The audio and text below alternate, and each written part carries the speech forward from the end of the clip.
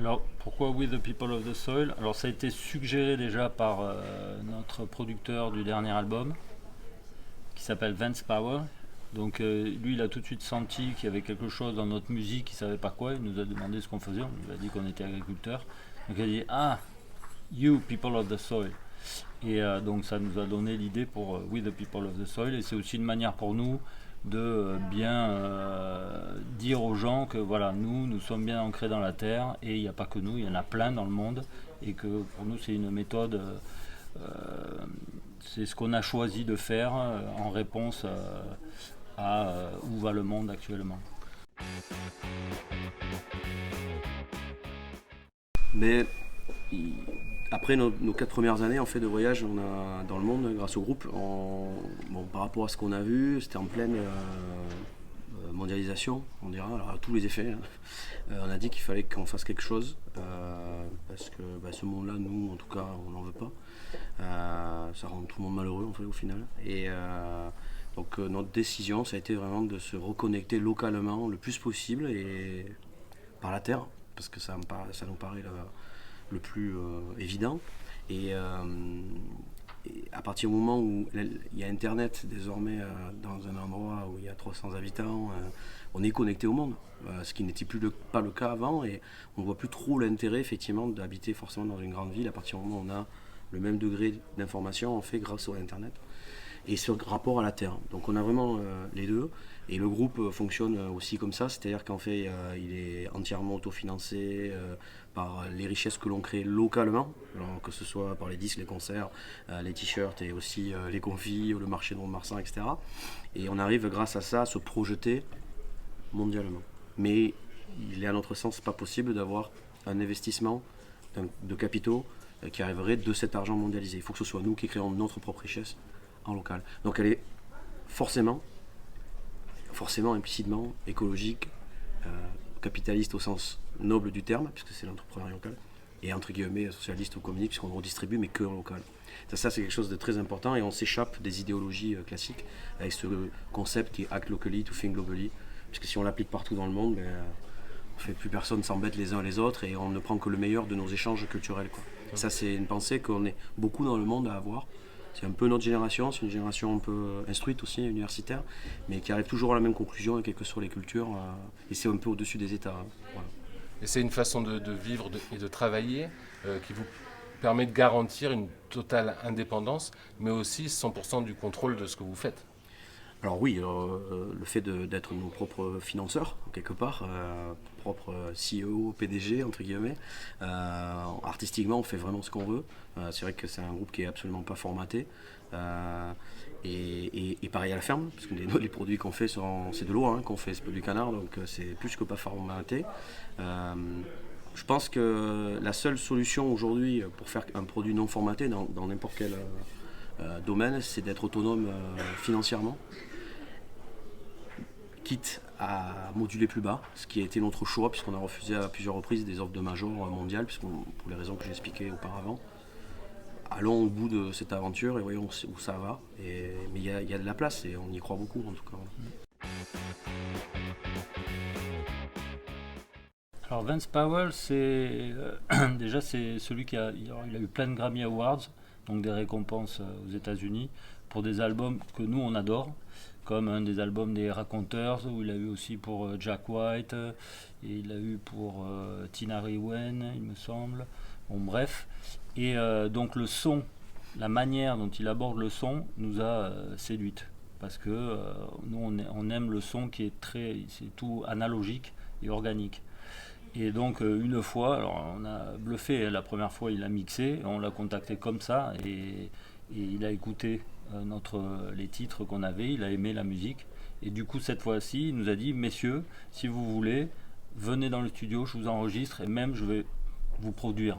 Alors vous produire, alors lui n'est pas un producteur intrusif, donc ça nous allait bien. Parce que nous au début, c'était pour nous la première fois, c'était une interrogation parce qu'on produisait nos albums, on enregistrait tout ça.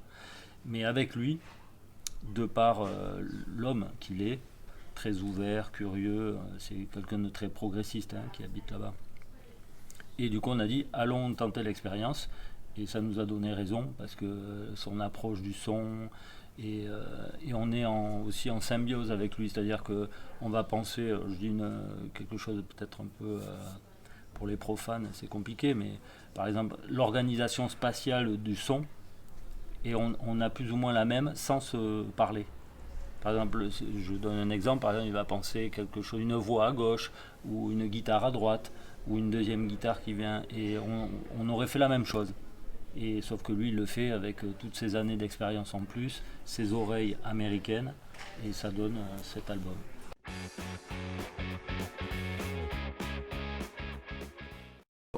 On choisit tous nos festivals puisqu'on a l'avantage d'être dans notre propre agent, parce que ça on contrôle vraiment et on l'a jamais voulu le lâcher.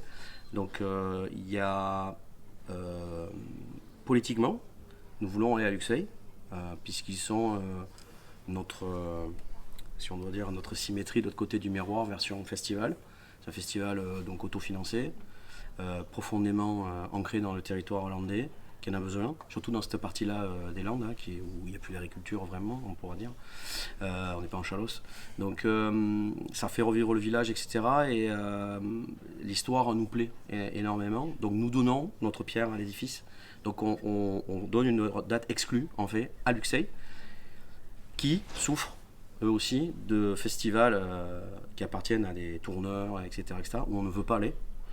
Et qui demandent des exclusivités sur les artistes. Donc par exemple si on appartenait à un tourneur, on ne pourrait pas y aller à Luxeuil. Et ils souffrent énormément de ça. Donc c'est une façon aussi de les aider. On fait un cachet assez modique. Et du coup notre public vient converger à Luxeuil. Et on fait toujours comme ça sur la sortie de l'album. Et après on va aller ailleurs. Mais on essaie vraiment de ne pas aller dans les festivals où ce sont des tourneurs qui financent. Pour X raisons. Et après à l'étranger, on va faire beaucoup d'Amérique du Sud. Donc on va jouer au Rock al Parque à Bogota 3 jours après Luxeuil, qui est le plus grand festival d'Amérique latine.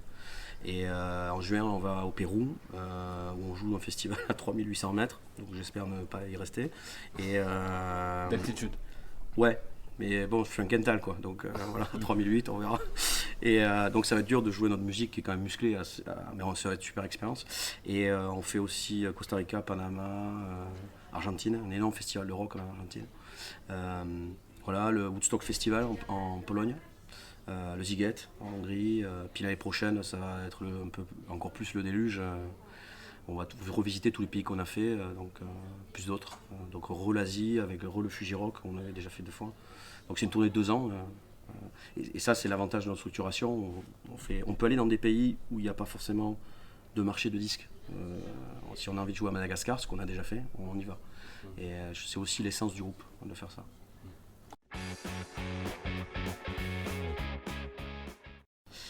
C'est au tout début, en fait c'est Angelo Moore de Fishbone qui a trouvé le nom du groupe, puisque on était très copains, et quand on a arrêté notre premier groupe, et il a dit vous devriez vous appeler la Panthère Rose, de Pink Panther, parce qu'à cause de notre accent anglais, et on lui a dit non, c'est pas possible pour les droits, et donc on lui a dit par contre Inspecteur Clouseau c'est cool, et il a dit Clouseau. Alors du coup on a changé l'écriture, on a écrit CLUZO pour que lui puisse le dire Clouseau, un peu à la française, parce que les gens ils n'arrivent pas. Et le personnage, parce que Peter Sellers, je crois que c'est le seul personnage francophile que les anglo-saxons comprennent, je pense. Parce que Michel Platini, Zidane, tout ça, ça marche pas. Parce que c'est du soccer. Et alors que là, il y a un côté, il fait une super passerelle entre cet humour british et anglo-saxon, en mettant le côté un peu maladroit et classe d'un français. Et du coup, il est un excellent pédagogue, je pense, pour pouvoir expliquer le côté francophone, sans être trop français, justement, qui fait qu'eux, ils ne peuvent pas comprendre, quoi, parce qu'il y a vraiment il y a l'océan Atlantique entre nous, quoi. Voilà. Ok.